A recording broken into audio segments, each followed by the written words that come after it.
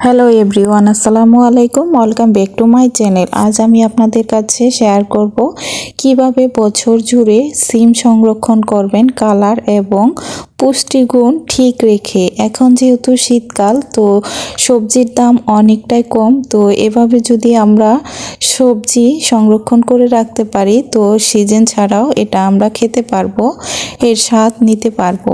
তো আমি সেই সব খুঁটিনাটি আজকে দেখিয়ে দেব কিভাবে আপনারা বছর জুড়ে কালার ঠিক রেখে সিম সংরক্ষণ করবেন। তো ভিডিওর শুরুতে ছোট্ট করে একটি লাইক দিয়ে দিবেন। আমার চ্যানেলে নতুন হলে অবশ্যই চ্যানেলটা সাবস্ক্রাইব করে পাশে থাকা বেল আইকনে ক্লিক করে দিবেন। এতে করে কিন্তু আমি কোনো ভিডিও ছাড়া মাত্রই আপনাদের কাছে নোটিফিকেশন চলে যাবে। তো যেসব আপুরা ভাইয়ারা আমার ভিডিওগুলা দেখেন, অ্যাড সহ দেখবেন ভিডিওগুলা, তো দেখিয়ে দিচ্ছি কিভাবে সিম সংরক্ষণ করতে হবে। সাথেই থাকুন, ভিডিওটি স্কিপ না করে। আমি আজকে যেই প্রসেসে সিম সংরক্ষণ করে দেখাবো, এভাবে সংরক্ষণ করলে বছর জুড়ে করতে পারবেন। আমাদের কিন্তু কম বেশি সবার ঘরে ফ্রিজ আছে, তো এভাবে যদি আমরা একটু প্রসেসিং করে রেখে দেই তাহলে কিন্তু সিজন ছাড়াও এই সবজিগুলো আমরা খেতে পারবো। এখন কিন্তু আমরা যে কোনো ধরনের সবজি একটু প্রসেসিং করে সংরক্ষণ করে রাখলে রং, কালার সব কিছুই ঠিক থাকবে এবং পুষ্টিও ঠিক থাকবে। তো সেই সব টিপস নিয়ে আজকের ভিডিওটি। তাহলে চলুন দেখে নেই সিম আমরা কিভাবে সংরক্ষণ করব। ভিডিওটি স্কিপ না করে সাথেই থাকুন, দেখতে থাকেন আমি কিভাবে প্রসেসিং করে সিমগুলো সংরক্ষণ করতেছি। আপনারা কিন্তু সিম প্রসেসিং করলে অবশ্যই আপনারাও পারবেন এভাবে সিম সংরক্ষণ করতে। তো এখানে সিমগুলো সংরক্ষণ করার জন্য আমি 1 কেজি পরিমাণের মতোই আর কি সিম নিয়েছি। তো 2-1 দিন আগে আপনাদের ভাইয়া 1 কেজি সিম নিয়ে আসছিল, তো একবার রান্না করে খেয়েছি অল্প কয়েকটা, আর কিছু সিম রয়ে গিয়েছিল, বেশি খাওয়া হচ্ছিল না, তাই ভাবলাম এইগুলা সংরক্ষণ করে রেখে দেই এবং আপনাদের মাঝে শেয়ার করি আপনারাও কিভাবে এই সিমগুলো সংরক্ষণ করে রাখবেন। প্রতি বছর এভাবেই সিম সংরক্ষণ করে রাখা যায় সিমের সিজনে। তো এখানে আমি লম্বা লম্বা যে সিমগুলা, কালো সিম, সেই সিমগুলা নিয়েছি। আপনারা চাইলে যে ছোট ছোট যে সিমগুলা, ছোট জাতীয় অন্য জাতের, সেগুলাও নিতে পারেন। তো এই সিমটা কিন্তু একটু বেশি মজা লাগে, কালো সিমটা। তো এই সব সিমগুলো কিন্তু দেখতেও সুন্দর লাগে, লম্বা লম্বা সিম, এবং খেতেও কিন্তু খুবই টেস্টি এবং মজার হয়। এখন যেহেতু শীতকাল, তো এইভাবে প্রসেসিং করে রেখে দিলে কিন্তু এটা আমরা যখন মন চায় তখনই খেতে পারবো। তো এই সিমগুলো আমি প্রথমে 2 পাশটা কেটে নিব। তো আঁশটা ফেলা যাবে না, তাহলে কিন্তু পানির মধ্যে দিলে দেখা যাবে যে সিমটা এড়ে গিয়েছে আর কি, আলাদা হয়ে গেছে। এই জন্য আমরা কি করব, এই যে এভাবে একটা ছুরির সাহায্যে সিমের 2 পাশ কেটে নিব। আপনারা কিন্তু হাতের সাহায্যেও 2 পাশটা ছিঁড়ে নিতে পারেন। তো আমি একটা ছুরি দিয়ে 2 পাশ কেটে নিচ্ছি, 2 মুখা আর কি। দেখতেই পাচ্ছেন কিভাবে কেটে নিচ্ছি। এভাবে আমি সবগুলো সিম একটা একটা করে কেটে নিব। দেখতে থাকেন ভিডিওটি স্কিপ না করে। এই তো কথা বলতে বলতে আমার সিমগুলো কিন্তু মানে হচ্ছে 2 পাশটা কাটা শেষ হয়ে গেছে। এবার আমি কি করব, এই সিমগুলো খুব ভালোভাবে ধুয়ে নিব যাতে করে সিমের গায়ে কোনো ময়লা না থাকে।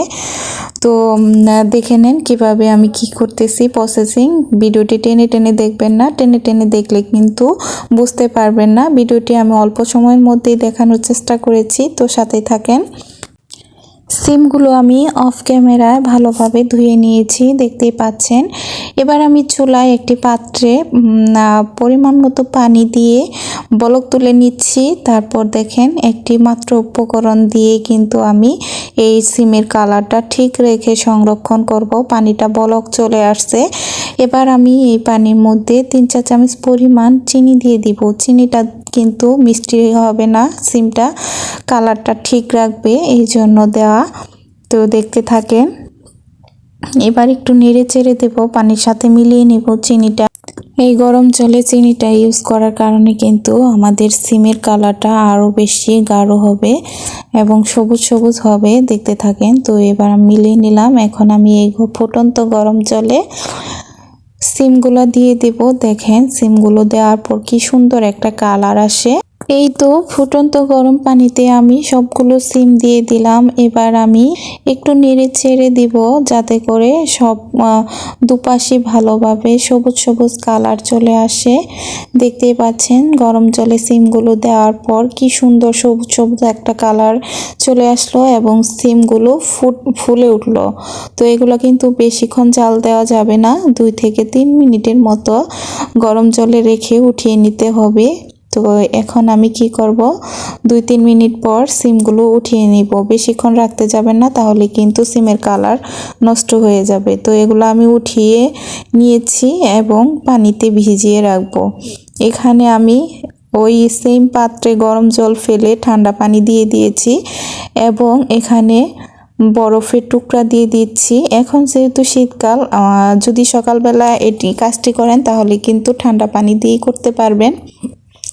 তো আমি দুপুরবেলা সিমটা সংরক্ষণ করতেছিলাম, তাই আমি এই পানিতে বরফের টুকরাগুলো দিয়ে দিলাম এবং এর মাঝে সিমগুলো দিয়ে দিচ্ছি।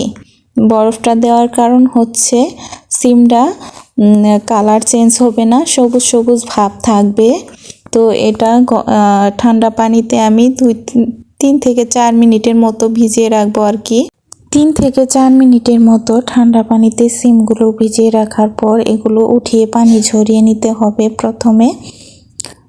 তো এগুলো আমি অফ ক্যামেরায় কিন্তু সিমগুলো পানি ঝরিয়ে নিয়েছি, নিয়ে একটা নরম কাপড়ের উপর বিছিয়ে শুকিয়ে নিয়েছি পানিটা ফ্যানের নিচে দিয়ে। আপনারা চাইলে যে কোনো বাতাসে শুকিয়ে নিতে পারেন আর কি, কিন্তু রোদে শুকানো যাবে না, পানিটা ঝরিয়ে নিলে ভালো হবে।